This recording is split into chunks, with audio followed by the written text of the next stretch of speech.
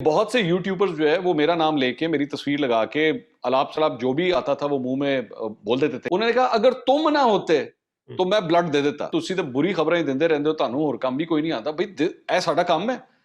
हमारी PR agency नहीं है। मुझे आज तक कभी भी एस्टैब्लिशमेंट की तरफ से कभी कोई फोन कॉल नहीं आई। हमारे ऐसे कई ऐसे सोशल टैबूज हैं हुँ, जो डिस्कस नहीं हो पाते।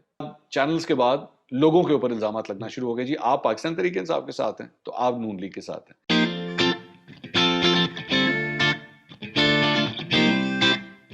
जी, अस्सलाम वालेकुम।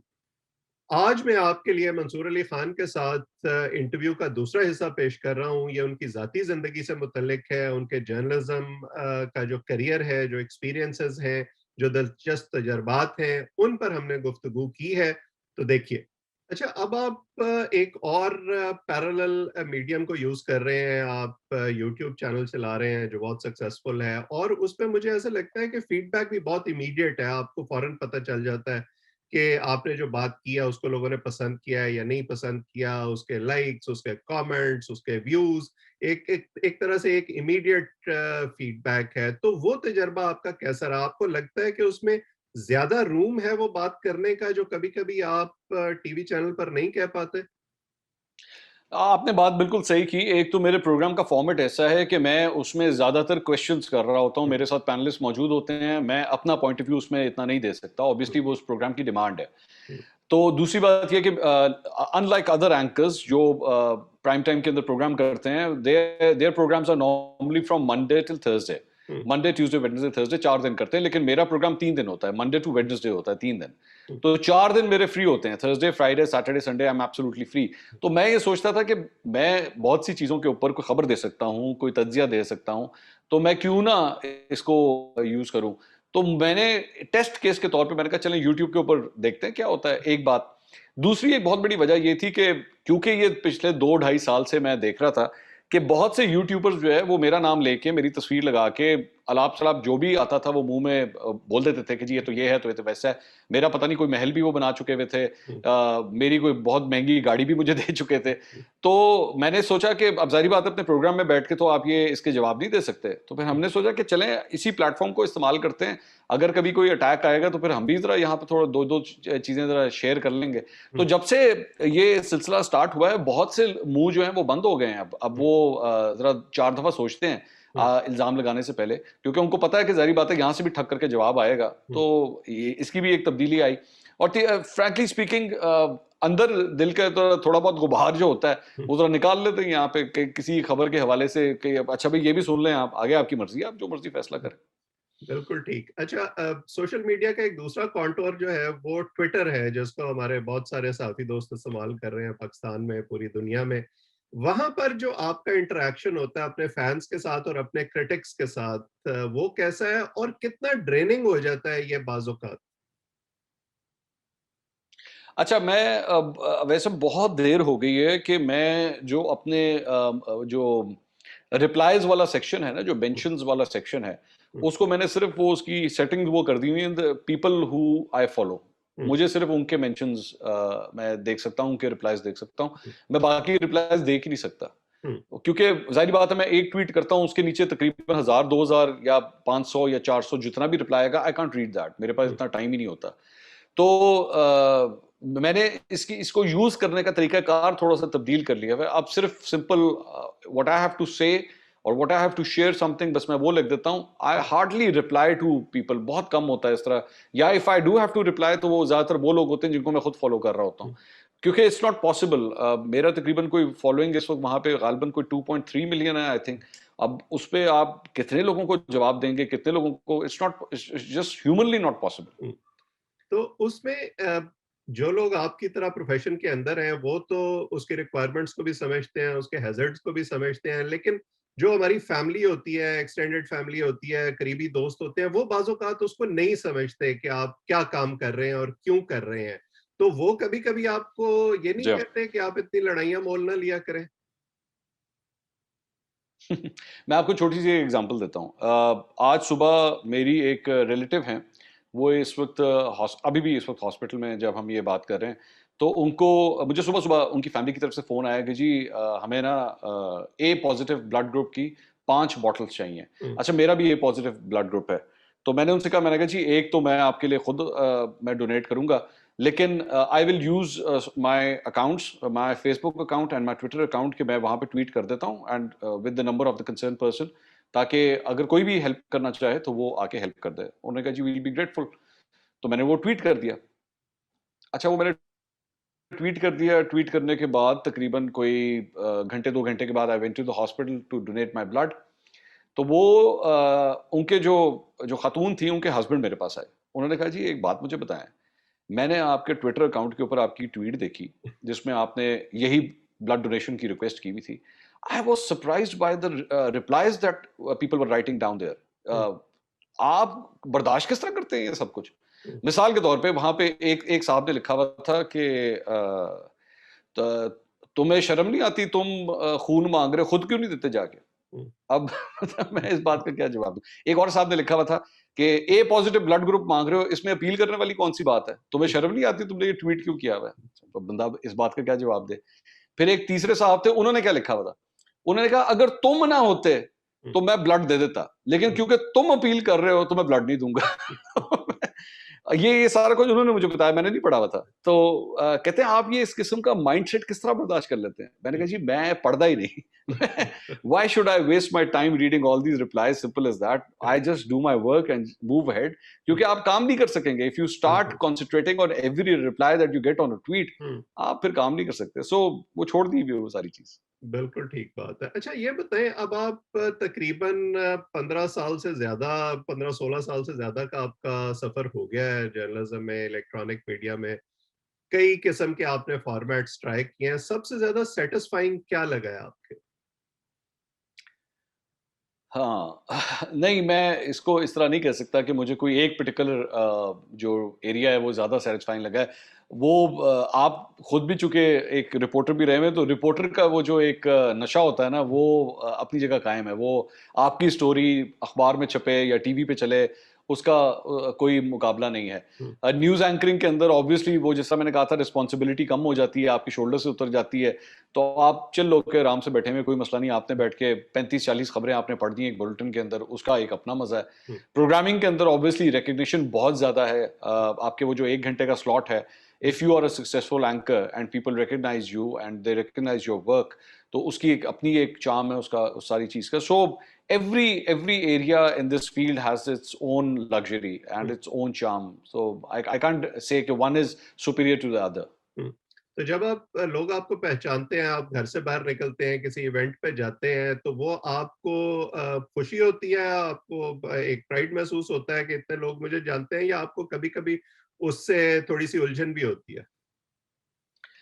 I'm not a snobbish sort of a person. मुझे जब लोग आके अगर पब्लिक के अंदर मिलते हैं और वो कहते हैं कि जी हमने आपके साथ पिक्चर लेनी है, या मेरे काम को अगर वो सराहते हैं, कुछ लोग तनकीद भी करते हैं आके, ऐसी बात नहीं है कि वो सारे ही आपके काम के मद्दा होते हैं। कुछ लोग आके वो कहते हैं कि जी हम आपके बहुत मुखालिफ हैं, आप वो फलां बात करते हैं और आप ये बात करते हैं। मैं उसको भी हम्बली में एक्सेप्ट करता हूँ कि जी बिल्कुल ठीक है, आपका आपकी राय है और आप बिल्कुल ये राय दीजिए। मैं ये नहीं कि मैं उनसे लड़ना शुरू कर दूंगा कि जी आपने ये क्यों कहा है। भाई, ज़रूरी तो नहीं है, मैं एक इंसान हूँ, मैं अगर एक काम कर रहा हूँ, तो पाकिस्तान के 22 करोड़ के 22 करोड़ लोग उसको पसंद करें, इट इज़ नॉट, ये हो ही नहीं सकता। 22 करोड़ में से शायद 5 पसंद करेंगे, 15 को बुरा लगेगा, शायद 15 को अच्छा लगेगा, 5 को बुरा लगेगा। ये हमारी फील्ड है। We are the carriers of bad news. बिल्कुल। हमें जिस तरह मीडिया वालों को कहता है जी तुसी तो बुरी खबरें ही देंदे रहंदे हो, तुहानू होर काम भी कोई नहीं आता। भाई ऐ साडा काम है। हम हमारी पीआर एजेंसी नहीं है, एड एजेंसी नहीं है कि हम आपको सब कुछ अच्छा-अच्छा जिंगल्स के साथ जो है वो गाते हुए सुनाएँगे। हमने ही आपको बुरी खबरें सुनानी है कि जनाब फलाँ जगह धमाका हो गया, यहाँ पे महँगाई होगी, वहाँ पे भूख है, यहाँ पे लोग मर गए, ये हमने ही आपको बताना है। तो बुरी खबरें हम ही आपको देंगे, तो आपको यू शुड बी प्रिपेयर्ड कि आपको इसका फॉल बैक आएगा। लोग आपको बुरा-भला भी कहेंगे, लोग आपसे लड़ेंगे भी। हम्म, तो one should be prepared for that. And एक सिर्फ मैं इस चीज़ में एक बात ऐड करूँ, क्योंकि आप भी एक सीनियर हैं। मुझे ये फ़ील होता है कि हमारे जो बच्चे-बच्चियाँ जिनको जर्नलिज़्म पढ़ाई जा रही है आज यूनिवर्सिटीज़ के अंदर, they do not prepare them for all these things.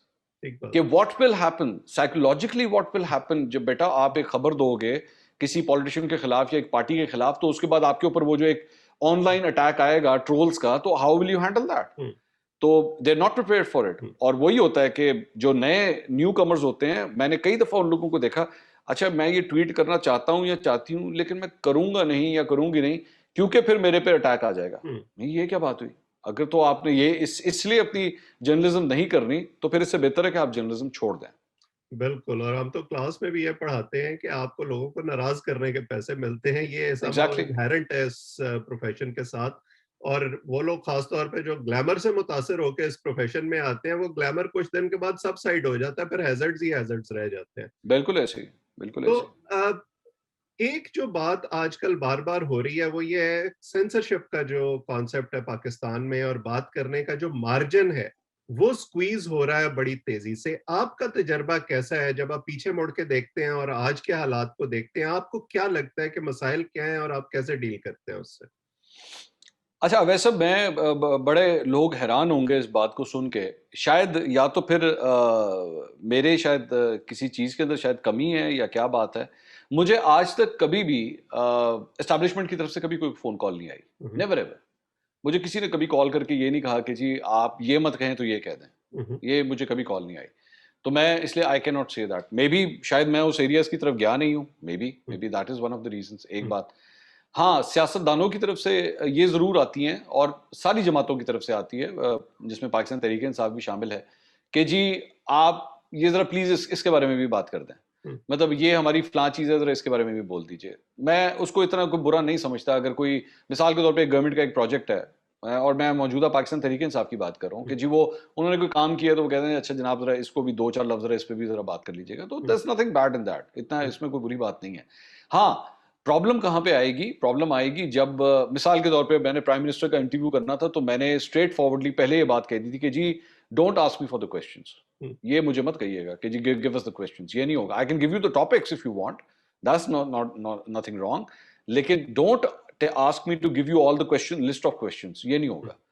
तो ये चीजें चलती हैं, it's part and parcel of the game. हाँ, ये जरूर है, there are I personally believe कि there are some red lines जो अबूर नहीं होनी चाहिए। हुँ, वो जर्नलिज्म के अंदर कुछ लोग अबूर कर लेते हैं, but there are also red areas जो अबूर होने चाहिए हुँ, और अबूर नहीं हो रहे। ये बिल्कुल। दोनों चीजें एग्जिस्ट करती हैं। हुँ, ये पाकिस्तानी जर्नलिज्म में ये दोनों चीजें मौजूद हैं। मुझे कोई कभी कभार लगता है कि कुछ ऐसी चीजें वहां पे, और मैं this is not just when I say red lines, it's not just for the establishment, it is also for politicians. Hmm, हमारे यहाँ पॉलिटिशियंस को कभी कभार रगड़ने के हवाले से ऐसी ऐसी जबान, ऐसे ऐसे इल्जामात लगा दिए जाते हैं जो वो डिजर्व नहीं करते, उनकी हुँ, पर्सनल लाइफ्स को लेके और सब कुछ।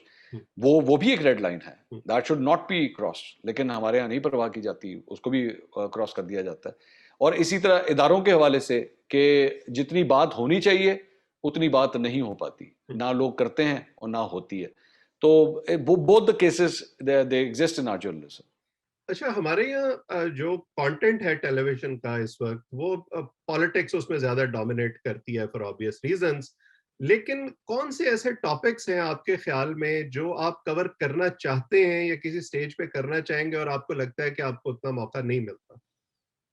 हाँ, बिल्कुल आपने सही कहा। मिसाल के तौर पे हमारे ऐसे कई ऐसे सोशल टैबूज़ हैं हम्म, जो डिस्कस नहीं हो पाते। उसके ऊपर भी इस तरह की एक रेड लाइन्स हैं हम्म, कि नहीं इसके बारे में बात मत करो, ये गलत हो जाएगा, इसका फॉल बैक आ जाएगा, हम्म, खास तौर पे रिलीजियस लाइन्स के ऊपर। लेकिन अफसोस के तौर पे उन रिलीजियस लाइन्स के ऊपर जब बात होती है, जो बात करने वाले होते हैं, एक्सक्यूज मी, वो बात इस तरह करते हैं कि मामला ठीक होने के बजाय और ज्यादा खराब हो जाता है। हम्म, तो ब्राइट और इंटेलेक्चुअल माइंड्स जिनको एक्चुअली इस मिसाल के तौर पे इस टॉपिक को डिस्कस करना चाहिए, वो उनको टीवी पे आने का मौका बहुत कम मिलता है। हम्म, इस तरह एक एक ही हो गया। उसके बाद मिसाल के तौर पे एजुकेशन, हम्म, मुझे कई दफा ये फीडबैक मिला है कि जी आप लोग, जिस तरह आपने कहा कि जी पॉलिटिक्स के अलावा कोई बात नहीं होती, हम्म, सही कहते हैं। ये हमारे पे क्रिटिसिज्म बिल्कुल दुरुस्त है। हम्म, हम कहाँ बात करते हैं हेल्थ के बारे में? अगर आप हमारी सिर्फ ये पिछले 1 साल के अंदर हमारी कोविड की कवरेज को उठा के देख लीजिए, हम्म, जो ज्यादातर हमारे यहाँ पे मीडिया के अंदर हुई है, एब्सोल्युटली रिडिकुलस। ऐसे ऐसे कंस्पिरेसी थ्योरीज शेयर की गई, ऐसे ऐसे टोटके शेयर किए गए, ऐसे ऐसी वाहियात किस्म की इलाज शेयर किए गए कि जी आप ये कर लें तो ये नहीं होगा, ये कर लें तो वो नहीं होगा, लेकिन कोई रोक टोक नहीं थी। अच्छा, ये तो बात है सिर्फ मेन स्ट्रीम मीडिया की। अगर आप आ जाएं यूट्यूब के ऊपर, हम्म, तो खुद मतलब कानों को हाथ लगाएंगे आप। हम्म, अभी मैं रिसेंटली मैं देख रहा था कि हमारे एक टेलीविजन चैनल के रात 10 बजे के मेन स्ट्रीम एंकर हैं, हम्म, वो उनका भी यूट्यूब चैनल है। उन्होंने माशाल्लाह यूट्यूब वो अपने यूट्यूब के ऊपर उन्होंने वीडियो की हुई कि डिस्प्रिन खाने से जो है ना वो हम्म, कोविड ठीक हो जाता है, और ये बाकी सारी ऐमी बिला वजह की मिथ है हम्म, और ये फजूल है ये सब कुछ। He is a mainstream anchor. Hmm, अब मैं एक और आपको एग्जांपल देता हूँ, वो साहब भी आजकल अपना प्रोग्राम करते हैं, वो वीकेंड्स के ऊपर प्रोग्राम करते हैं। तो एक जमाने में वो मेरे साथ काम किया करते थे। हम्म, मैं वाकया आपको बताता हूँ, हम लोग मेकअप रूम में बैठे हुए थे इकट्ठे, तो वो एक और साहब से बात कर रहे थे।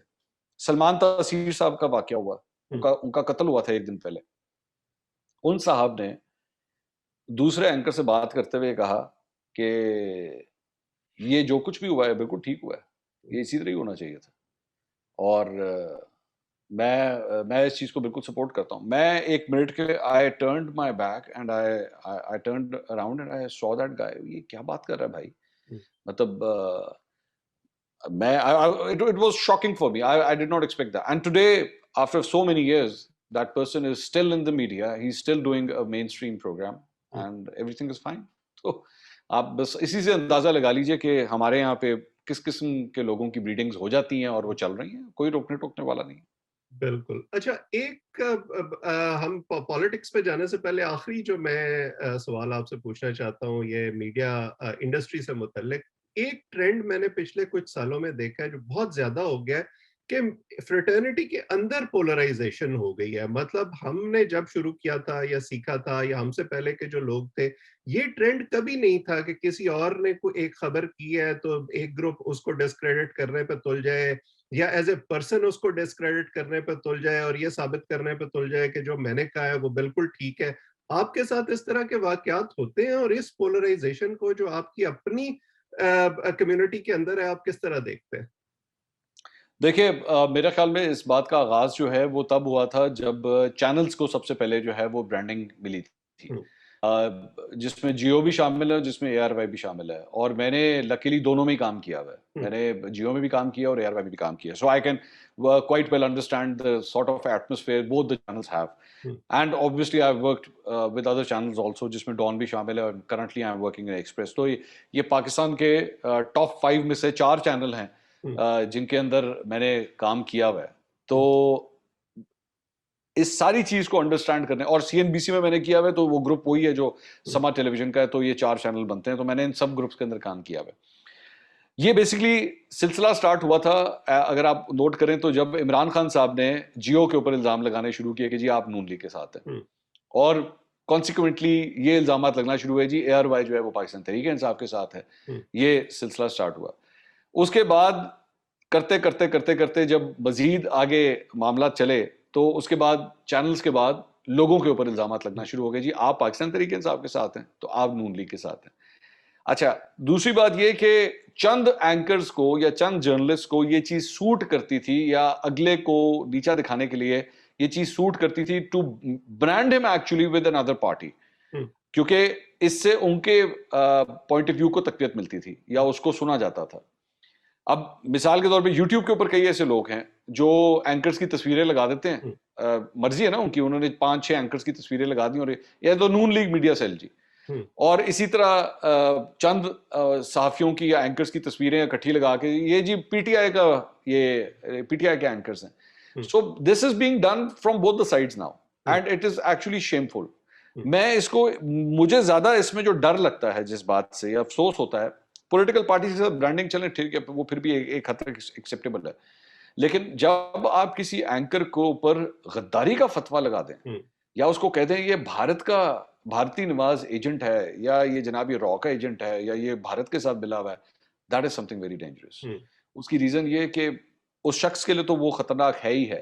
हम्म, उसके बीवी बच्चे जब बाहर जाते हैं ना, जब वो बाजारों में जाते हैं या वो बच्चे उनके स्कूल जाते हैं, तो उसके बाद वहां पे क्या होता है, इन लोगों को इस बात का 1 मिनट के लिए एहसास नहीं है। मिसाल के तौर पे किसी का 6 साल का बच्चा है या 8 साल का बच्चा है, उस बच्चे को तो बेचारे को पता भी नहीं व्हाट्स गोइंग ऑन, हम्म, मेरा बाप या मेरी माँ क्या बिजनेस कर, क्या काम कर रहे हैं, वो उनका क्या पॉइंट ऑफ व्यू है, आजकल क्या प्रोग्राम कर रहे हैं। वो छोटे सा एक नन्हा सा मासूम सी जान है, हम्म, आप उसकी जान भी जो है वो खतरे में डाल रहे हैं कि उसको किसी ने खुदा न खास्ता कुछ कह दिया तो फिर हम्म, कौन जिम्मेदार होगा। हम्म, लेकिन मैं हैरान हूं कि आज हमारी ही फील्ड के अंदर चंद ऐसे लोग भी अब आ चुके हैं जो एक जमाने में पॉलिटिकल पार्टीज के प्रॉपर एफिलिएटेड वर्कर्स थे, नोन विद प्रूफ।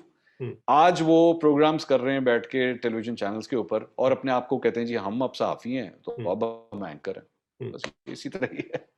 बिल्कुल, ये बड़ा अनफॉर्चुनेट ट्रेंड है। को पॉलिटिकल एक्टिविस्ट करें तो वो तो बात समझ में आती है, लेकिन लोग सहाफत के नाम पे ये सारा कुछ करें तो अगेन उसमें क्या कहा जा सकता है। तो मंसूर, आज के लिए हमने, मेरा ख्याल है हमने बहुत सैर हासिल गुफ्तगू की, आपकी ज़ाती ज़िंदगी पर भी और आपका सियासी तबसरा भी लिया। जितना मेरा ख्याल था उससे ज़्यादा टाइम मैंने ले लिया, लेकिन मुझे उम्मीद है कि जो लोग इस इंटरव्यू को देखेंगे उन्हें आपके बारे में भी पता चलेगा, उन चीज़ों का जो शायद पहले उनके सामने नहीं थी, और आपका सियासी तबसरा तो वो पहले भी देखते रहते हैं। तो आपका बहुत शुक्रिया। So it's a pleasure to talk to you, और मेरे लिए बहुत ऑनर की बात है कि आप जैसे सहाफ़ी के साथ मुझे टाइम स्पेंड करने का मौका मिला। और मैं उम्मीद करता हूँ कि किसी दिन आप हमें भी वक्त देंगे, हमारे भी एक छोटे से चैनल के लिए, हुँ, क्योंकि आपकी जो एक आपका जो तज्जिया है और आपकी जो पॉलिटिकल थिंकिंग है वो हमारे लिए सीखते हैं, हम जैसे जूनियर्स के लिए सीखने का एक बहुत बड़ा मौका है। सो आई होप कि आप भी हमें अपनी प्रेजेंस से हमें ऑनर करेंगे। ज़रूर, ज़रूर इंशाअल्लाह। तो आप सब लोग जो इस वक़्त इसको देख रहे हैं, अगर आप चाहें तो इस चैनल को सब्सक्राइब भी करें, ताकि इसी तरह की मज़ीद गुफ्तगू जो है वो हम आपके सामने लाते रहें। मंसूर के साथ आज ये पहला इंटरैक्शन ज़रूर था, ये पहली इंटरव्यू थी, या पहला आप कह लें कि इनके साथ ये इत्तेफ़ाक था गुफ्तगू का, लेकिन ये आखिरी यकीनन नहीं होगा। हम ये सिलसिला आइंदा भी जारी रखेंगे। आप सबका बहुत शुक्रिया। Thank you sir.